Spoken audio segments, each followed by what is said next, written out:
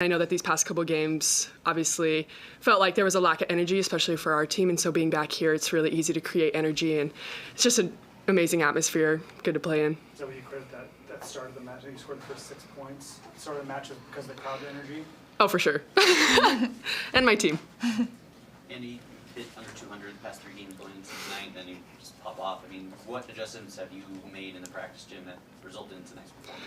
Yeah, I know I talked to Bergen a lot, and I just got with her. Obviously, our connection hasn't been the best lately, and we knew it wasn't the end of the world. It's going to happen. It's mid-season. People are getting tired. Like, we're playing back-to-back games on the road. So I just got with her, and I was like, hey, we're going to get in the gym. We're going to work on this. Obviously, I had my teammates supporting me the entire time, and just a huge shout-out to Bergen. Obviously, she worked with me a lot, and she kept feeding me the ball tonight, and I think we really saw that connection come back. Coach Cook mentioned that part of the struggle is you just hit the same shot. Is that something also you've been working on? Yes.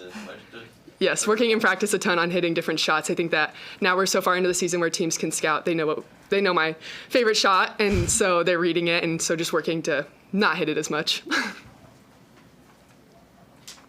talked about the first set energy. What happened the third set? I mean, Michigan State kind of flipped the script on you again there. What happened there?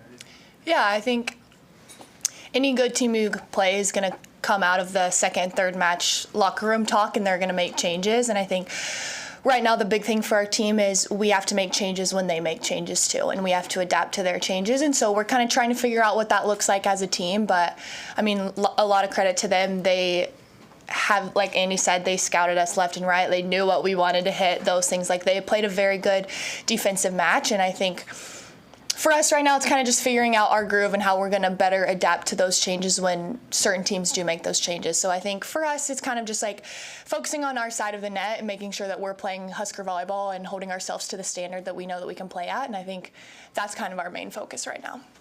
What did they do? What kind of changes did they do to throw you off your groove? Yeah, I think they just were a really good blocking and defending team. Like, if I don't know the stats, but they dug a ton of balls, and I think obviously that's kind of hard to play against when you're like, holy cow, I just hit the best shot of my life and she was standing right there. You know, it's that sort of thing. I have to give them a ton of credit because they're a great defensive team. But I would say it's more in that realm of just defensively making those changes and how are we going to adjust on the offensive side. And how were we able to do that in the fourth set? Only one error, and I think it was on Bergen's dump attempt. I think, like I said, we just went back and focused on us and being who we are. And at the end of the day, if we play our game and we play Nebraska volleyball, no one's going to stop us, and we're going to plow through whoever is put in front of us. And I think that's kind of what the mentality that we like to have is like, whoever's on the other side of the net, we're not going to worry about it. We're going to be us. We're going to play like us, and we're going to find a way to win no matter who it is. So I think that's what you saw in the last set. Meredith, John talked about how well serving's gone in practice, but again, you finished with 14 service errors as a team. Is something not translating from the practice gym to the matches? I think serving's the one skill that you can control, and that there's no other factors in play. And so I think for our team right now, there's obviously nerves when there's no other factor involved. It's literally you and the ball. But I think right now we're kind of trying to find the balance of going for it, because you have to serve aggressively or teams are just going to side out that ball immediately. So we're kind of trying to find the balance of what does Andy's serve look like where she's still being aggressive but she's low error. I think every single person individually is kind of trying to figure that out right now. Like, what does my serve look like where I'm going back there and I'm going for it? I'm not just putting in a free ball for the other team to side out on, but I'm also low error and can help contribute in that aspect. So I think obviously there's a little bit of nerves in trying to figure that out, and when you're making adjustments in a skill that is just you and the ball, you're going to have to go through the rough parts. And so I think that's what we're seeing right now, but everyone individually is really focused on finding what that serve looks like for them, where they're still being really aggressive and can score points, but also minimizing errors, clearly, which we need. Mary, what did you see from Andy tonight? Career high in kills and 6 blocks. I mean, I know Andy can play like that every single day, and I think I'm very proud of her, because as a freshman, you're going to go through, I was a freshman at one point. Teams start figuring you out. When you come into your freshman year, they have no idea what to expect. And so once teams start kind of figuring you out, you have to adjust mentally but also physically. And I know she's been working really, really hard on that. So I'm very proud of her. And I tell her all the time, she's way better than she gives herself credit for. So she's awesome. Final questions? Andy, what are you looking forward to about playing Penn State tomorrow night? I'm just really looking forward to how competitive it's going to be. Penn State's a really good team, and we're a really good team, so I think it's going to be super high-level competitive match, and I know that we're ready for it. All right, thank you. Thank Thank you.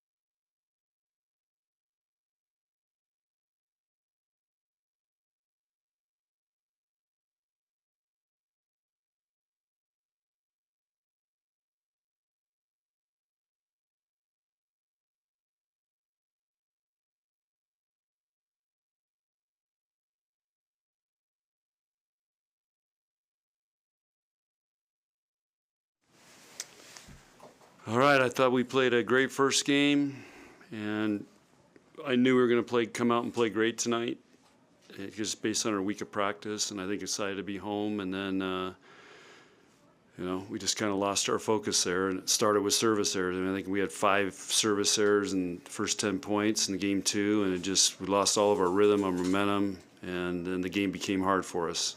And we got tentative, and it affected our hitting, affected our setting. And but we finished really strong in game 4, and I thought we tried to make a nice comeback in game 3, and but you can't rely on trying to make comebacks against Big Ten teams. Both last week and this week, you said you served well in practice. What isn't translating into the matches? It's afraid, and just hoping you get it in instead of serving to win. And we went 2 days, and all of our live serve drills where we're playing 6-on-6, we didn't miss a serve for 2 days. So we're making progress. We didn't see the results tonight. But when 3 people in a row, 3 out of 4 miss, it's contagious. So we've got to do a better job, and these guys have got to figure it out. You played a lot of people in that match in the 4th set. How did you decide your outsides with Allie and Harper? How did you decide to go with those? I asked Jalen. I don't know. I was.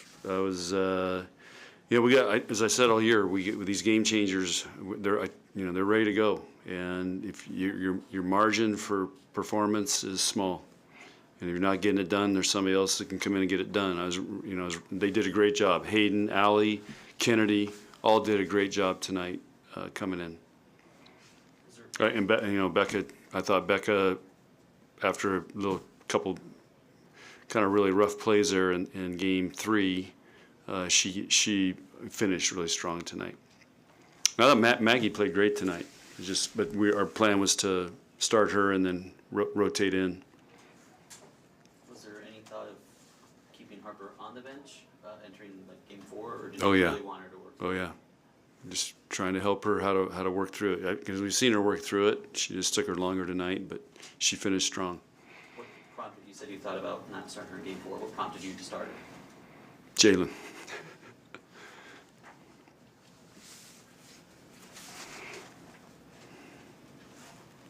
How do you evaluate what Bergen was doing out there a night like tonight?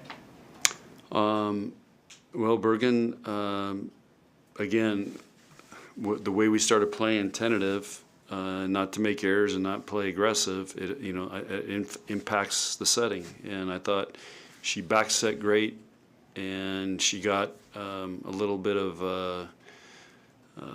on her left side sets. She was just a little inconsistent, a little fast, and wasn't in a great rhythm there. But that's part of being tentative, and she missed some quick sets that she normally doesn't miss. So again, it's just all part of it.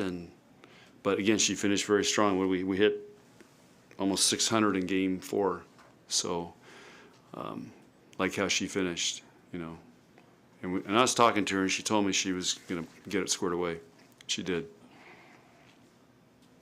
What were you able to do against Holdup? I mean, she had 16 kills last week, and tonight she only had 6 and 9 errors. I mean, what were you able to do to slow her down? I can't remember. They've kept flipping them, so I don't remember who was on her. But we prepped. She got a lot of kills on Bergen last time, and I think Merritt was on her, because I'm trying to remember how they started. They flipped in game 3 or 4. But maybe Merritt was on her more, and I think, and again, we prepped for her. She's a pretty crafty hitter, and we just did a really nice job preparing, because now that we've seen her, we could work on that. But she was somebody we knew we had to stop. Same with 13, and they got a couple quick kills on us I'd like to have back. But overall, our block and D was pretty good. What adjustments have you seen Andy make that kind of resulted in tonight compared to your last few matches? I thought she stayed really composed tonight. She did a great job at the net. There was a lot of really tight, kind of wild plays, and normally she panics in those, and she's slowing that down and waiting and being patient, which we've been working on. And she had a couple really nice kills tonight, and was working really hard in transition. That's another thing we've been working on, is having her get up and be available, and Bergen found her a couple times tonight. Some really nice transition plays. Has she really impressed you the way she's taking to coaching and just like making those adjustments? Oh yeah, all these guys are awesome to coach. Awesome to coach. How do you feel about where you are going into Penn State tomorrow night? I know what we can do. We got to go out and perform now, and I think they'll be fired up to play Penn State. It's always a great match. They're very talented, great team, and this is but we've got to come out and attack tomorrow night. That's going to be the theme tomorrow. With Maruzic, other than the number of sets that she gets, is there anything unique about her or different about her? She's one of the premier players in the country. She has all the shots. She passes. She does it all. So it's just you got to trust your blocking defense, and it's got to be really disciplined on her. And if she makes a couple plays, you just got to stay with it. Anything else? All right, guys.